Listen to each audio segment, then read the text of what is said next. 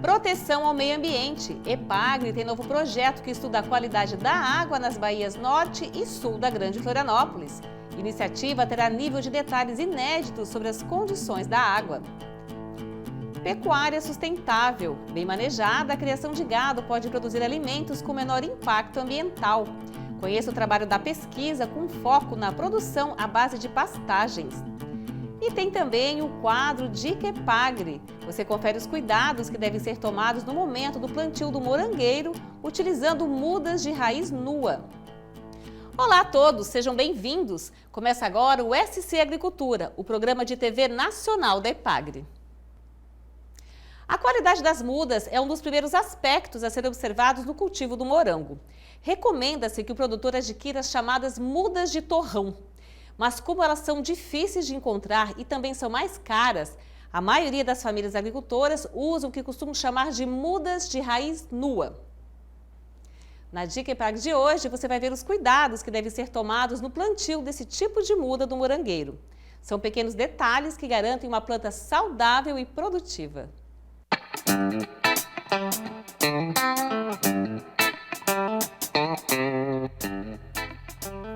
Meu nome é Francisco Gervini, eu sou pesquisador aqui na EPAGRE, Estação Experimental de Ituporanga, e trabalho com o cultivo do morangueiro fora do solo.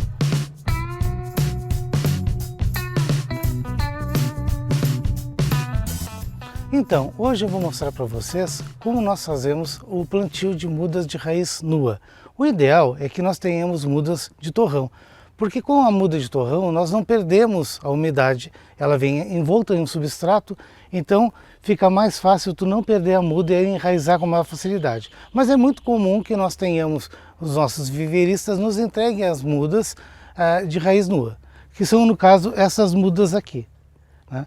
O que nós fizemos aqui? Nós pegamos, preenchemos um saco de substrato, né, com substrato, depois fizemos os orifícios, depois passamos a mangueira de gotejamento com os gotejos espaçados 10 centímetros cada um.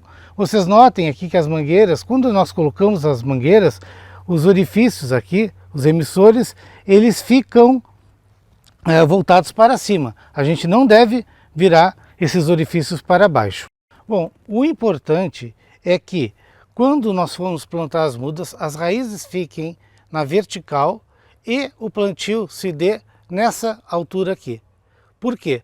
Eu não posso deixar as mudas expostas e ao mesmo tempo eu não posso deixar que o substrato entre nos pontos de crescimento, o que pode matar o ponto de crescimento e inviabilizar o plantio, a vida das mudas, né? O primeiro passo antes do plantio das mudas é a realização de furos abaixo, aqui nos slabs, para a drenagem do excesso de água. Posteriormente, nós lavamos esse substrato até a condutividade elétrica estiver igual ou abaixo de 1 milisiemens por centímetro na menos 1. Por que isso? Por causa que as mudas são muito sensíveis a excesso de sais. Então, se eu baixar a condutividade elétrica a valores de 1 a menos de 1, eu estarei garantindo que as mudas não sofrerão por excesso de sais. Um outro ponto fundamental, quando nós utilizamos mudas de raiz nua, é cuidar que elas fiquem sempre bem hidratadas. É comum que o produtor plante essas mudas e, por causa desses aspersores aqui, se forme aqui um canal onde a água desce, né, e não alcança muitas vezes as raízes. Com isso as raízes secam e o produtor termina perdendo as mudas.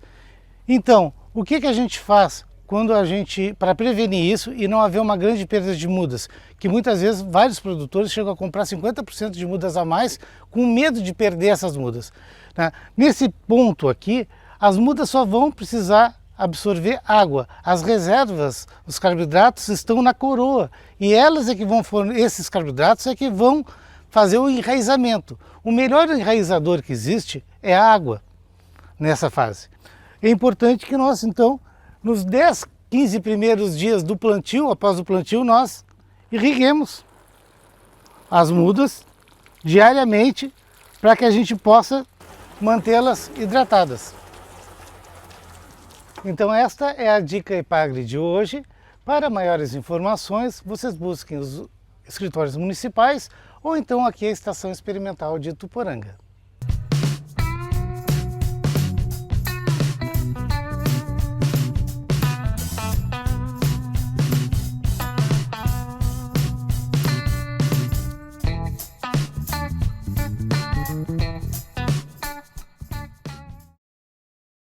No próximo bloco, proteção e monitoramento da água. Epagre mostra novo projeto de pesquisa que avalia a qualidade da água na Grande Florianópolis.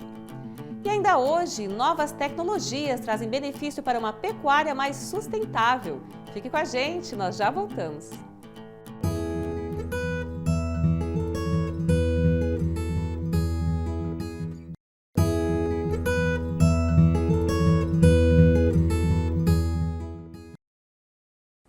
Pesquisadores da Epagre Ciran estão atuando em um novo projeto que estuda a qualidade da água nas bacias norte e sul da região da Grande Florianópolis. A iniciativa prevê um nível de detalhes inédito sobre as condições da água. Essa coleta de dados integra um projeto maior da Epagre Ciran, que já compreende o monitoramento das marés e das bacias hidrográficas. Nossa equipe acompanhou um dia de coleta de amostras na região central da capital, Florianópolis. Em um novo trabalho na área de hidrologia, a Epagre Ciran está realizando a coleta de qualidade da água nas baías norte e sul da ilha de Santa Catarina, que é a parte insular da capital Florianópolis. As medições ocorrem a cada 15 dias, previstas para o período de um ano. Serão 24 coletas em 6 localidades nas baías. Então, essas coletas são feitas colocando a sonda de qualidade de água nesses pontos, onde a gente mantém ela dentro da água por alguns minutos, onde ela mede parâmetros como turbidez, temperatura, oxigênio dissolvido, nitrogênio, clorofila, entre outros. E, além disso, nós também fazemos coletas de amostras de água para levar para o laboratório, porque alguns desses parâmetros não é possível fazer com sonda, então tem que ser levados para o laboratório. Como, por exemplo, a clorofila, o carbono medido como, o fitoplâncton medido como carbono, o carbono orgânico total e uma série de sólidos. Então, todos esses parâmetros são reunidos em uma planilha inicialmente e passados para um banco de dados. Posteriormente, tendo esses dados todos, a gente vai usar para poder comparar com o modelo de qualidade de água que está rodando aqui para as baías norte e sul. O principal objetivo é criar um modelo de dados altamente preciso e abrangente que analise todos os parâmetros da água. Esses indicadores permitem um maior controle da real condição ambiental na área monitorada. E todas essas informações juntas ajudam muito a qualificar o processo de tomada de decisão dos maricultores e também dos órgãos públicos responsáveis.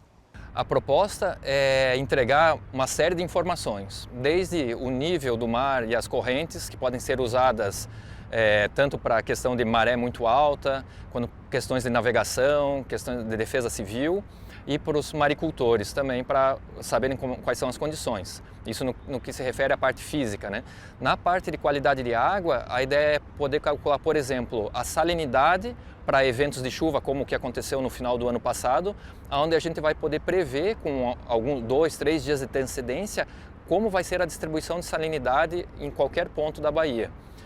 Além disso, com o cálculo do fitoplâncton, com o cálculo do fitoplâncton medido como carbono, a gente também pode fornecer para os maricultores uma estimativa de quais são os locais mais ricos em termos de alimento para ostras, mexilhões, e também podemos fornecer a questão de qualidade de água em termos de contaminação de coliformes fecais, Escherichia coli, onde pode ser usado tanto pelos maricultores para avaliar se o local onde eles estão produzindo tem chance de contaminação e quando eles vão estar contaminados, assim como para órgãos como o Instituto do Meio Ambiente, que pode usar isso para o seu planejamento nessas coletas que são feitas aí para a questão de balneabilidade, por exemplo.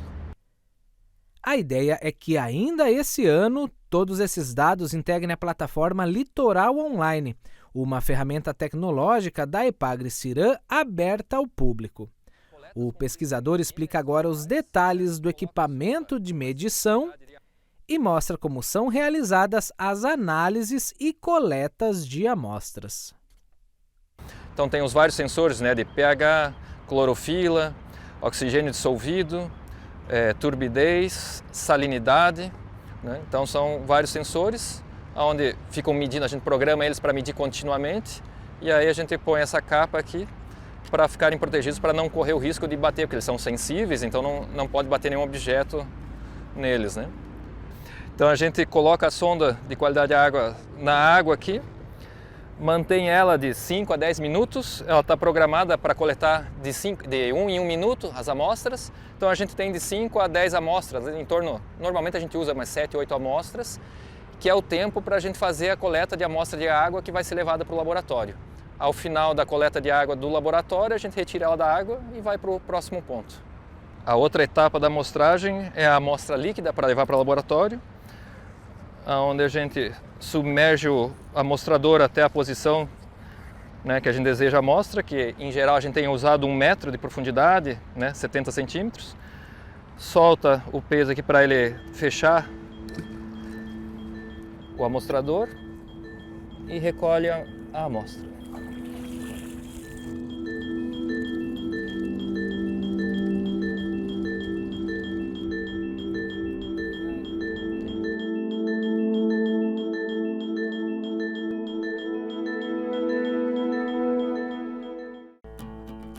Veja daqui a pouco, pecuária sustentável. Novas tecnologias reduzem a emissão de metano na atividade. É a criação de gado com menor impacto ambiental. Os detalhes depois do intervalo. Até já!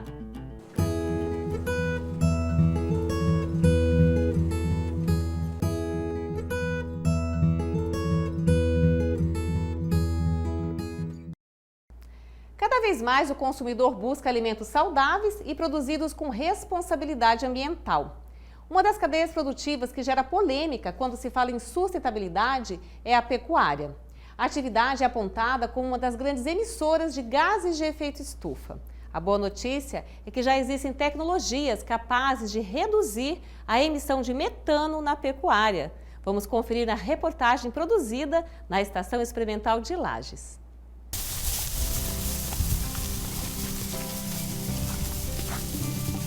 A pecuária brasileira é uma das mais produtivas do mundo. Com mais de 218 milhões de animais, o país possui o segundo maior rebanho mundial e é líder na exportação de carne bovina. Nossa pecuária se desenvolve bem por conta do clima favorável, formação de boas pastagens e disponibilidade de água. O setor produtivo cresceu muito nos últimos anos, com investimentos em tecnologia e gestão, garantindo assim maior produtividade e qualidade do produto. Se por um lado a pecuária brasileira é vista como um dos pilares da economia, por outro é alvo de críticas quando se trata de aquecimento global. O maior impacto da criação de bovinos está relacionado à liberação do metano pelo processo digestivo dos animais. O metano é um dos gases responsáveis pelo efeito estufa e está no centro dos debates ambientais em função das mudanças climáticas que vêm ocorrendo no planeta. Na Conferência das Nações Unidas sobre Mudança do Clima, a COP26, o Brasil assumiu o compromisso de reduzir 30% das emissões de metano até 2030. A ciência busca soluções e elas começam aqui no campo. Afinal, a pecuária é apontada como uma das vilãs do aquecimento global. Mas na prática, isso é verdade? Ou a atividade pode produzir alimentos com sustentabilidade? É o que nós vamos saber com pesquisadores e extensionistas da EPAGRE, da região de Lages, na Serra Catarinense. Na verdade, quando a gente fala em efeito estufa, né, e aquecimento global, na verdade o aquecimento global nada mais que é um efeito de estufa comparado com a gente tem numa estufa, que aumenta a temperatura em função desses gases que estão na atmosfera, que os raios solares entram e não conseguem mais sair para o espaço. E são 3 gases os principais causadores: o CO2, como a gente já vem falando, o metano e o óxido nitroso. Eu vou comentar um pouquinho mais sobre o metano, porque o metano ele é o principal gás emitido pelos animais. Então os animais, quando tem a eructação, ou seja, o arroto, né, popularmente falando, acontece a emissão do metano. Quando a gente consegue trabalhar a pecuária, principalmente aí falando à base de pastagens, bem manejada, a gente consegue ter estratégias de mitigação que temos um saldo positivo do balanço de gases de efeito estufa, do balanço de carbono. Então a gente consegue capturar mais do que emitir. Além do que, a gente tem outras estratégias para mitigar a emissão. Então a EPAGRE, junto com a UDESC, e a Embrapa, vem desenvolvendo e continuamos na busca de desenvolver estratégias para mitigar a emissão de gases como o metano em Santa Catarina. Então aí só para a gente completar, né, essas palavras, por exemplo, mitigar, que a gente está usando, nada mais é que a gente tornar mais brando ou menos intenso esses efeitos do aquecimento global que através da estufa nós estamos sentindo, né, e vamos sentir cada vez mais. O manejo correto do pasto é essencial para garantir resultados produtivos na pecuária. E mais ainda, as pesquisas indicam que pastagem bem manejada contribui na redução da emissão de gases de efeito estufa. Os animais emitem menos metano e o solo acumula mais carbono. Para entender esse equilíbrio, é preciso ver a pastagem abaixo do nível do solo. Então aqui a gente tem uma trincheira que nós usamos para estudar o nosso solo, para estudar as raízes e toda uma vida que ocorre abaixo do solo. Então tem uma série de interações que vão contribuir para essa sustentabilidade que estamos falando. As raízes são importantes para a planta conseguir capturar água, nutrientes para crescer, se desenvolver e gerar o alimento para os animais, mas essa raiz ela também é muito importante, que a partir dela que as plantas vão conseguir acumular e armazenar carbono no solo. Por que acontece? Quando a planta está crescendo, ela faz um processo chamado fotossíntese, que todos já aprendemos na escola, o que é fotossíntese, que ela precisa capturar a luz do sol, água e nutrientes para crescer, mas também um elemento bastante importante que é CO2. O CO2, ele então é utilizado para produzir folhas, colmos e as raízes. Como isto aqui serve de alimento, está em constante ciclagem, as raízes também crescem e se renovam. Então o pastejo é importante justamente para isso, por uma renovação frequente das raízes. A raiz que se renova, que cresceu e morre aqui, ela se degrada e esse carbono que foi obtido da atmosfera, esse CO2, ele vai parar aqui na raiz também. E aqui que vai acontecer o acúmulo de carbono. Bom, a baixa emissão de carbono por quantidade de carne produzida, no caso, é que vai nos dar essa sustentabilidade da atividade à questão ambiental. Então, se nós temos um animal com excelente qualidade, produzindo uma carne que o nosso consumidor quer, e esse é o diferencial dos produtores de Santa Catarina, com baixa emissão de carbono, nós conseguimos fechar na cadeia produtiva da pecuária de corte uma atividade altamente sustentável. As estratégias para reduzir a emissão de metano incluem também o melhoramento genético dos animais, priorizando o abate precoce. Em Santa Catarina, os produtores estão atentos às recomendações da EPAGRE e buscam produzir uma carne diferenciada, à base de pasto. A pecuária do futuro já é uma realidade em propriedades rurais catarinenses. O nosso desafio é mostrar para a sociedade catarinense que é possível produzir e conservar um alimento diferenciado das demais estados da federação. Porque a nossa pecuária, seja corte ou leite, ela é pautada em pequenas propriedades. E é muito difícil eu conseguir competir com a carne ou leite commodity. Então, de certa forma, nós buscamos através do conhecimento gerado no centro de pesquisa, tanto da EPAGRE como demais instituições parceiras, mostrar que é possível diferenciar nossos sistemas produtivos do estado com qualidade diferenciada pelos fatores ambientais. Produtores que adotam boas práticas de produção agropecuárias, ou seja, manejo do pasto, produtivos, mantendo a altura ideal de manejo, não rapando o pasto, eles conseguem ao mesmo tempo manter as metas produtivas elevadas.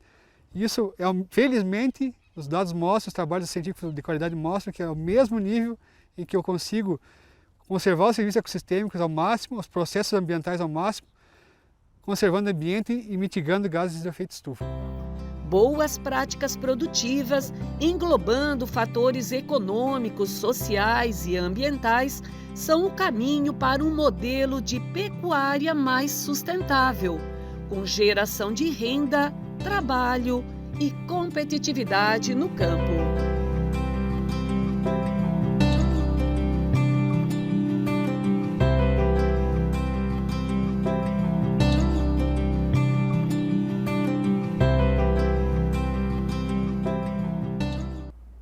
O programa de hoje terminando. Para você que quer mais vídeos, tem muito conteúdo no nosso canal youtube.com/epagretv. E para notícias sobre o agro catarinense, siga EPAGRE nas contas oficiais. Semana que vem estamos de volta. Obrigada pela companhia de sempre e até lá!